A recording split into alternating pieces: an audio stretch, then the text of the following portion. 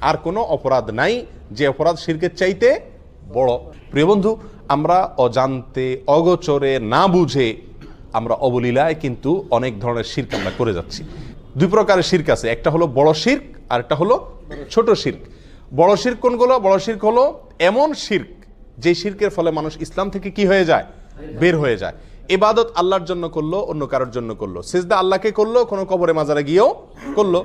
দোয়া এটা ইবাদত, এটা আল্লাহর কাছে করলো, আবার কোনো মাজারওয়ালার কাছে গিয়ে সেখানেও চাইলো, সেখানেও দোয়া করলো, সেখান থেকে সন্তান চাইলো, ব্যবসা উন্নতি চাইলো, রাজনীতির উন্নতি চাইলো।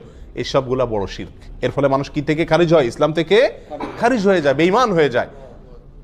এটা হলো বড় শিরক। এই বড় শিরক আল্লাহ তাআলা মাফ করেন না। আল্লাহ বলেছেন, ইন্নাল্লাহা লা ইয়াগফিরু আন ইউশরাকা বিহি ওয়া ইয়াগফিরু মা দুনা যালিকা লিমান ইয়াশা। আল্লাহ সুবহানাহু ওয়া তাআলা তওবা ছাড়া যে কোনো গুনাহ মাফ করে দিতে পারেন। বান্দা তওবা না করলেও আল্লাহ তাআলা চাইলে মাফ করে দিতে পারেন। সাধারণত মাফ করেন না, চাইলে মাফ করতে পারেন। সেটা আল্লাহ তাআলার